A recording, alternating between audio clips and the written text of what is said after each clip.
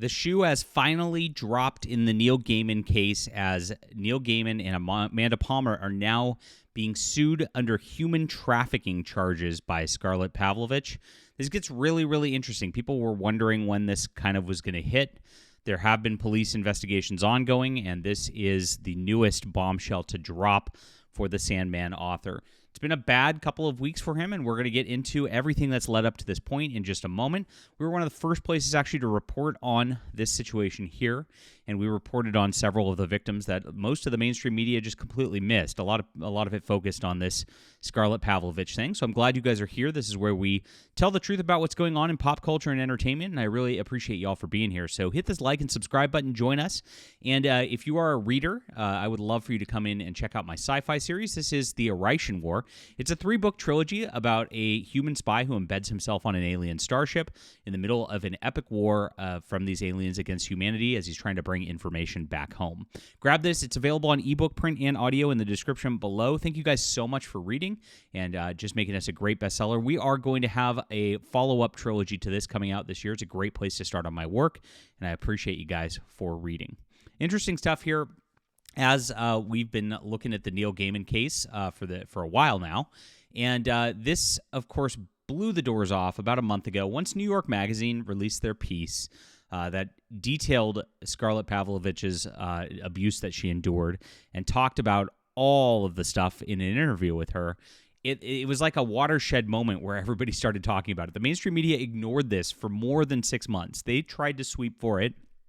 They tried to cover for Neil Gaiman, and it was at least in the comic industry side of things, which is where I get a lot of my inside sources, I found out that it was very intentional. There was a stand-down order. They were ordered not to talk about it.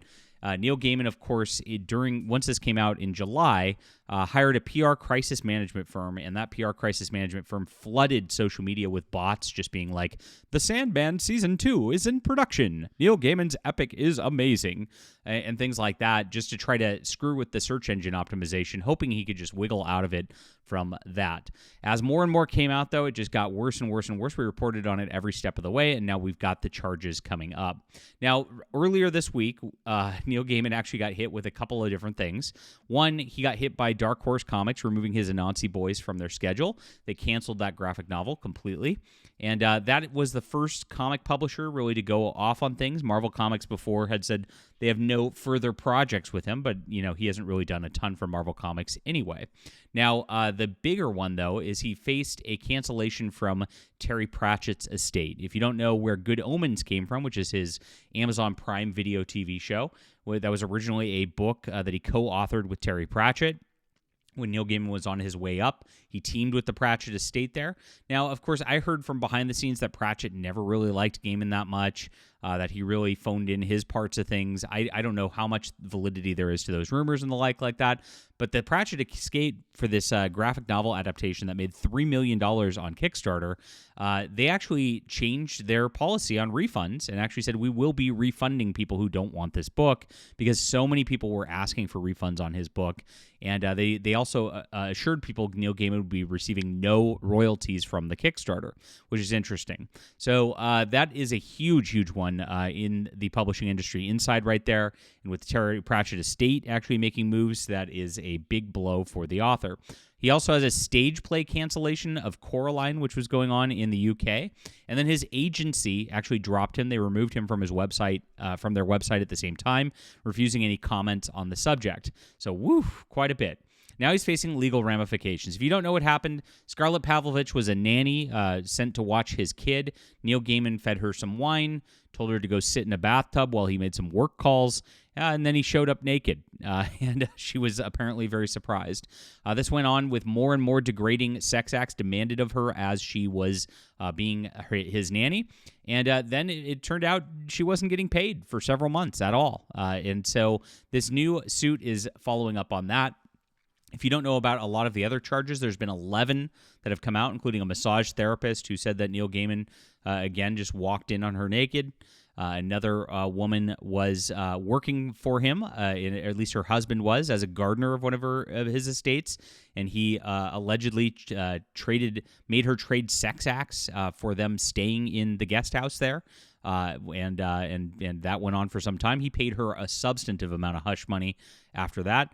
And a lot of them actually dealt with fans who felt like they got pushed and manipulated, and even though they tried to get out of things and say no several times, that he just kept pushing and pushing and pushing and pushing on these situations, one of which he paid for the woman's therapy as well. Now, we found one on Reddit where a person said that one of their friends went over to the Gaiman house during a party, and Neil Gaiman says he gets weird on Ambien, and it implied that he groped her in her sleep and then blamed his medication for it in the morning. So there's a lot of weird stuff going on with this, and this is just the tip of the iceberg, in my opinion, as it's come out. And yikes, it's been quite a while. So like I said, New York Magazine finally unveiled this and started talking about this. There's my bathtub AI image of Neil Gaiman, which goes pretty viral every time I post it. And because of that, it was like the wheels fell off of this train. Every group started removing him from their publications. Nobody was covering for him anymore. A lot of the comic book news sites that weren't reporting on him finally reported on it. They only actually reported when he made his response blog, interestingly enough. Science fiction news outlets, which ignored it other than me, started reporting on it as well. It just bubbled to the surface. It's been like a bubble bath. And so the news story that's coming out of this, my friends, is the deal with Scarlett Pavlovich, where she's out, and she is now suing him for human trafficking under human trafficking laws.